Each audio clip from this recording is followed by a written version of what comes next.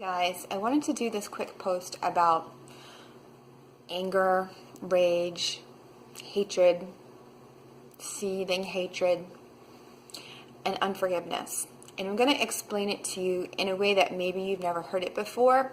So please do tune in. So when think of something or somebody that has completely wronged you.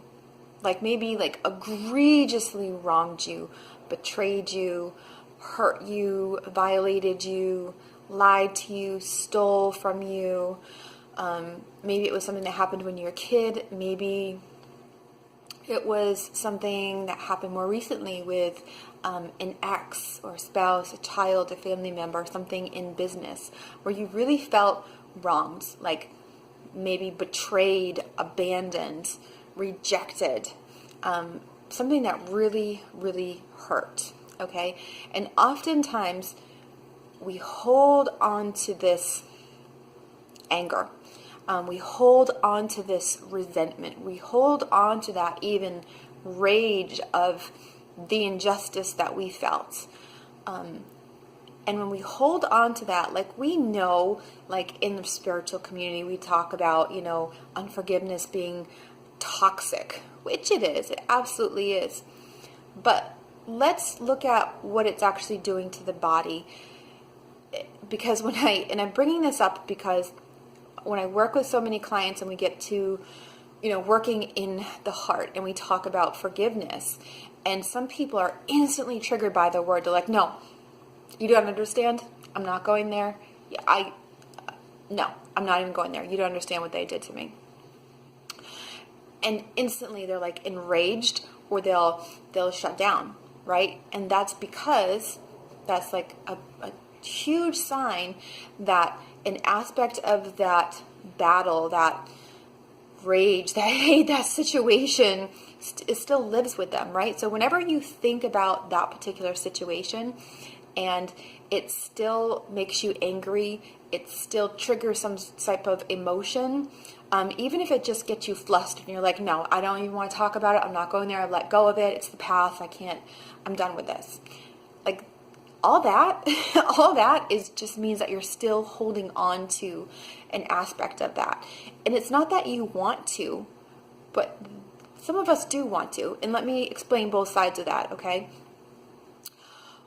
Sometimes when we think that we've let it go, what we've really done is we've taken all of that anger and that pain, that rage, that grief, and we've shoved it way, way down into our basement because it's too painful, right? It's too painful to have it floating all up and in your face all the time. So if we don't have mind-body tools, which who did before now? We didn't know how to process this crap out of us.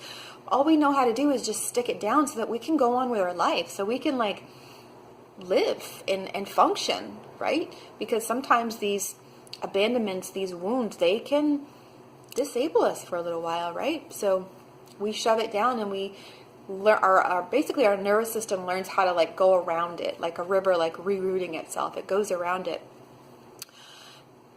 The other thing that happens with so that's an unconscious pushing it down.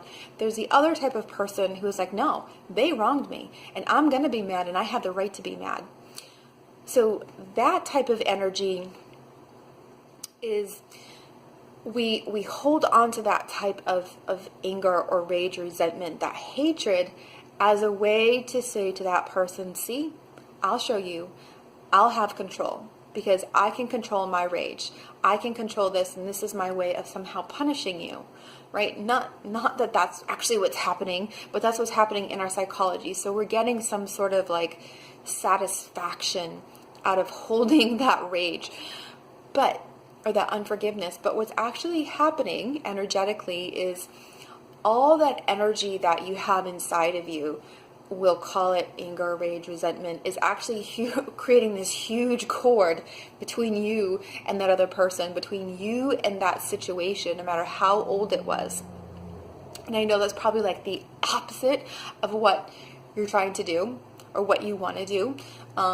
Often we use that hatred to distance ourselves from that person and push them away or prove a point to them, but we're actually just creating more of a connection to that person, a tether, so to speak.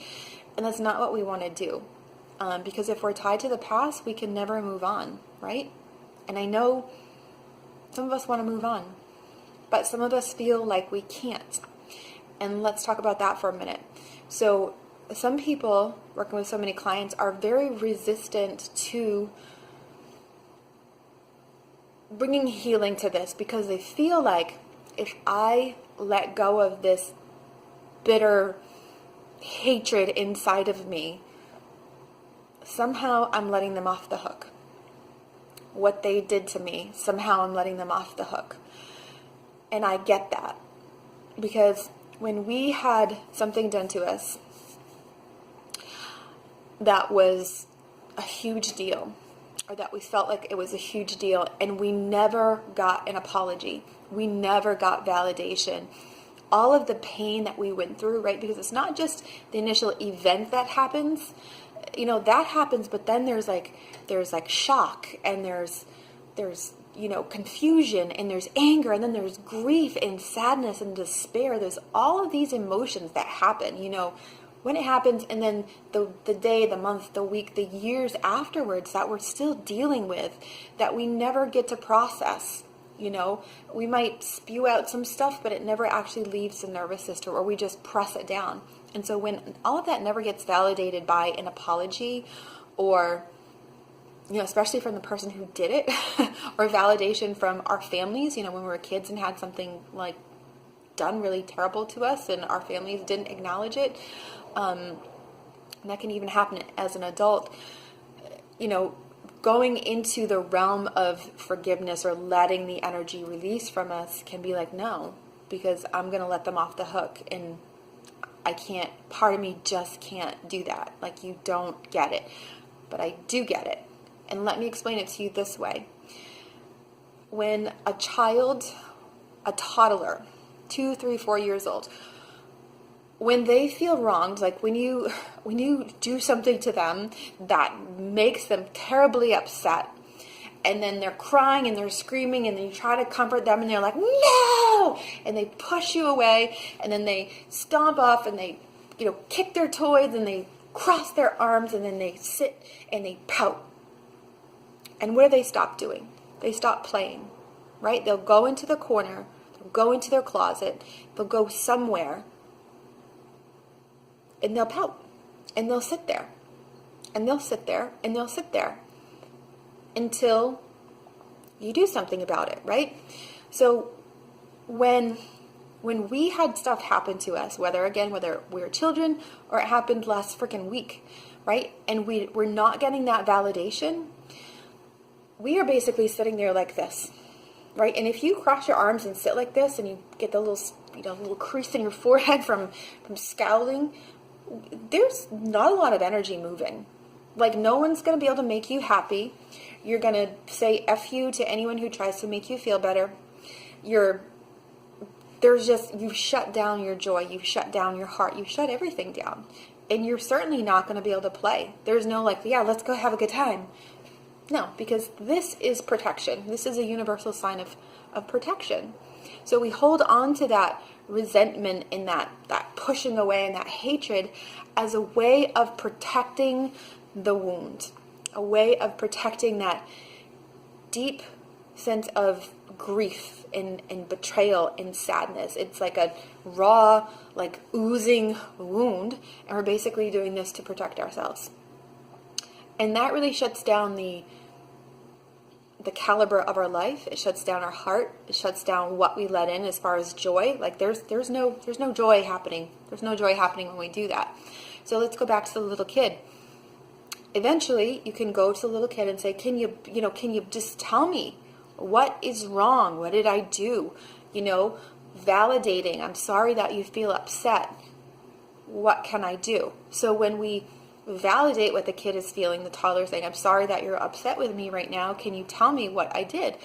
First, the rage comes out, right? And then what happens next? Then they cry, you made me feel bad and you hurt my feelings. And then you just hold them and you let them cry and you let them get it out, and then eventually they just go, right? And they collapse. They soften. And shortly after that, they'll pick their head up, and then they'll eventually go back and play, right? And the same process has to happen for us. We have to validate how we feel. And I do that through tapping. And I'm not just like go to a therapist and talk about it. I'm not talking about that. I'm talking about using a mind-body tool like tapping, where we say, yeah, you know what? This happened. And I need to honor that and validate that happened to me. And then we have to express the grief and the loss, right? That happened. The heartache that happened, that you had to deal with, that nobody really gets, right? That sadness, that despair, that shock, that because most likely you were blindsided by this, right? You probably never saw this coming, this betrayal, this hurt, and everything was happening so fast, and there's so much that happened, and you probably felt like the people that were supposed to be there for you completely let you down, and then all this judgment starts to happen, and it's so heartbreaking to the individual, and there's so much grief that never got validated, so much that you had to experience, and nobody really gets it. Okay? And if that is triggering emotion in you right now, it's because it lives in you. Okay? It's never something is triggering. If sadness is being triggered, if tears are being triggered, it's because it lives in you and it needs to get out, right? It's like energetic vomiting, right? That's what it feels like when we can let this out through something like using a mind-body tool like tapping, so that then we can process it out, validate our grief, our pain, our loss, and our nervous system can go, holy crap. It's like energetic vomiting. And you feel a lot better afterwards. And then what can happen, that joy can actually bubble up again. And you can actually be lighthearted again, right? How many people walk around this planet with a heavy heart, with their arms crossed? Maybe not physically, but energetically, you feel people are blocked off. It has nothing to do with the other person or other people involved. It's like you get to choose. Do I want to let all of this stuff go from my system and get my life back and heal my heart and let myself finally experience joy and lightheartedness again? Or do I want to hold on to this and keep it all in and keep doing what I'm doing, shoving it down, but feeling completely like vacant and empty and joyless and emotionless up here? You know, when we know the cause, then we have free will, then we have a choice. But no, at this point, whatever you're choosing, right? So I invite you, this is something that I offer in my practice, and it's life-changing, I would say, nothing short of life-changing, this deep, deep healing of the heart. It's so important. It's like the best gift that you can give yourself, and you can give the people around you, is to allow yourself to be happy again. So, and this is how it happened. So I hope that was insightful for you. So what basically happens is, once you've healed this from you, when you think about that situation or that person, there's absolutely no trigger. There's nothing. It's like, it's like looking at this plant, like, oh yeah, that's a plant, cool. There's no trigger, and that's how you know you healed yourself. So it's not like, oh, did something happen? Did it work? I feel kind of different. It's like, you actually get to go in and check and see, like, holy shit, like, this is gone from my system. This is completely gone from my system. It's nothing short of miraculous. It's a Christmas miracle. So I invite you, if you're interested in doing that healing, to contact me. All my information is here. But I hope that was insightful. So do choose to let it go. Give yourself that gift of forgiveness, which is to forego, let up, release, set yourself free. All right. Love you guys.